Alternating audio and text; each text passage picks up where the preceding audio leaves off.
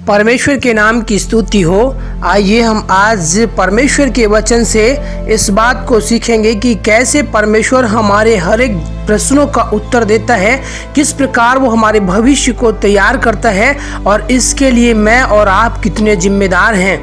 परमेश्वर हम में से हर एक को खुशहाली, शांति और आनंद की भरपूरी देने वाला परमेश्वर है, परंतु मैं और आप बहुत बार चूक जाते हैं क्योंकि हम अपने ही मन में विश्वास नहीं रख पाते और हम अपने ही जीवन के लिए नकारात्मक बातों का गढ़ते हैं, रचना करते हैं और हम जो कुछ आज वर्तमान में है वो हमारे बीते हुए समयों का प्रतिफल है जिसको मैं और आप रचने वाले हैं। मैं और आप कई बार इन बातों को बोलते हैं, अपने ही लिए नहीं परंतु अपने बच्चों के लिए, अपने माता पिता के लिए, अपने परिवार, अपने समाज, अपनी कलीसिया के लिए नकारात्मक बातों को बोल बोलकर अपने लिए उन सारी परिस्थितियों का निर्माण करते हैं और परमेश्वर इन बातों का इजाज़त नहीं देता, अनुमति नहीं देता है।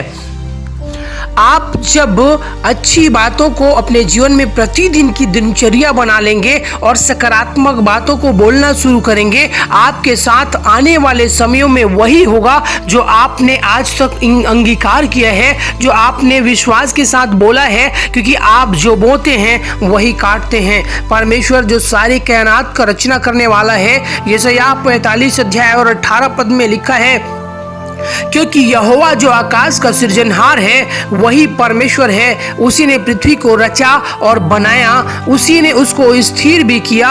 उसने उसे सुनसान रहने के लिए नहीं परंतु उसे बसने के लिए रचा है। वही यूं कहता है, मैं यहोवा हूँ, मेरे सिवा दूसरा और कोई नहीं। सारी सृष्टि का रचना करने वाला परमेश्वर इस प्रकार यशायाह 45 अध्याय और 7 पद में भी कहता है, मैं उजियाले का बनाने वाला और अंधियारे का सृजनहार हूँ, मैं शांति का दाता और विपत्ति को रचता हूँ, मैं यहोवा ही इन सबों का करता हूँ।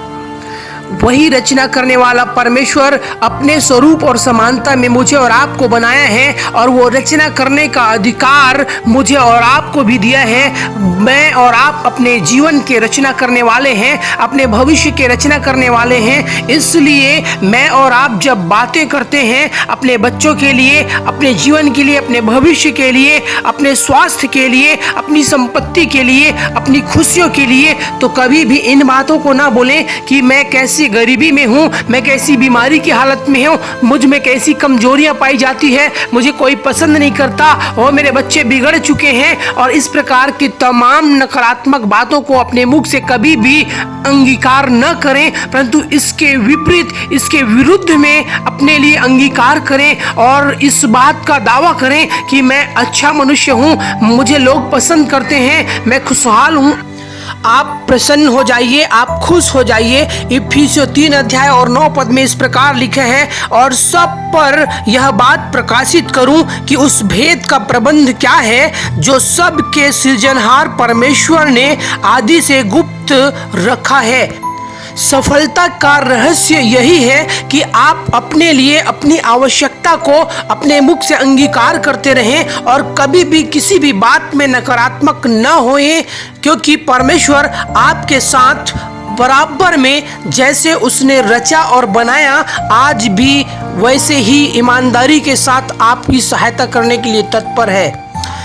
याकूब की पुस्तक 1 अध्याय और 6 पद में लिखा है, पर विश्वास से मांगें और कुछ संदेह न करें, क्योंकि संदेह करने वाला समुद्र के लहर के समान है जो हवा से बहती और उछलती है। जब आप विश्वास में संदेह को मिलाते हैं तब आपका विश्वास करना कोई मायने नहीं रखता। जिस प्रकार समुद्र की लहरें अचानक ऊपर तो उठती है पर दूसरे ही पल में वो नीचे की ओर गिर जाती है, और मेरा और आपका विश्वास परमेश्वर के साथ इसी प्रकार हो जाता है जब मैं और आप संदेह के साथ मांगते हैं। वचन में लिखा है, मत्ती रचित सुसमाचार 21 अध्याय और उसकी 21 पद में, विश्वास करो और संदेह न करो, परंतु यदि इस पहाड़ से भी कहोगे कि उखड़ जा और समुद्र में जा पड़ तो यह हो जाएगा।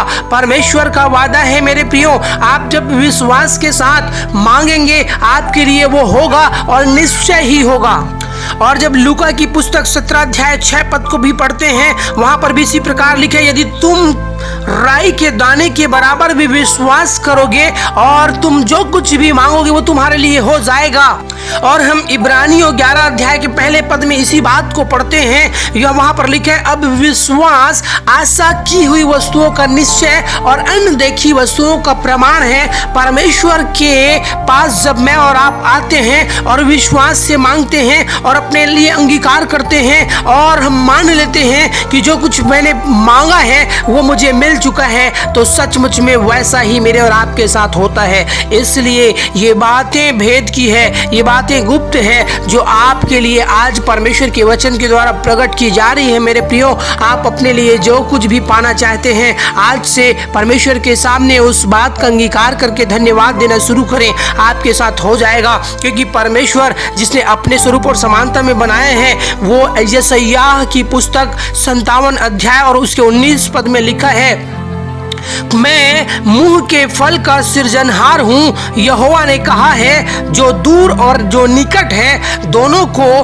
पूरी शांति मिले और मैं उसको चंगा करूँगा। इस वचन को आप थामे रखिए, स्मरण रखिए कि परमेश्वर ने कहा है, आपके मुंह के फल का सृजनहार परमेश्वर हूँ। आपने जो कुछ भी अपने मुंह से निकाला है आपके लिए वो हो जाएगा। यदि आपने कहा मैं दुखी हूँ तो आप दुखी होंगे, यदि आपने कहा मैं गरीब हूं आप गरीब होंगे। इसलिए आज से आप अपने लिए अच्छी बातों को बोलना शुरू करिए। आप कहिए कि मैं खुश हूं, मैं आनंदित हूं, मैं स्वस्थ हूं, मैं भरपूरी का जीवन जीने वाला हूं, सब मुझे पसंद करते हैं। आपके साथ यही होने वाला है।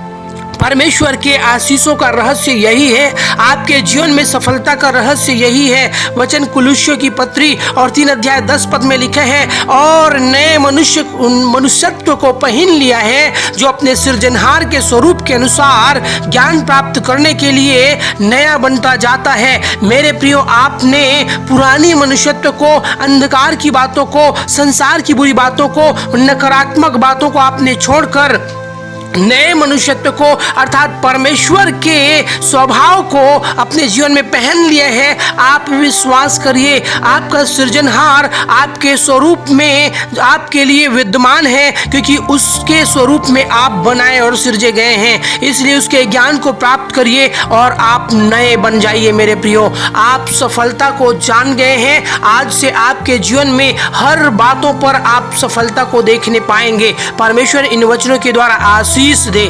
आमीन।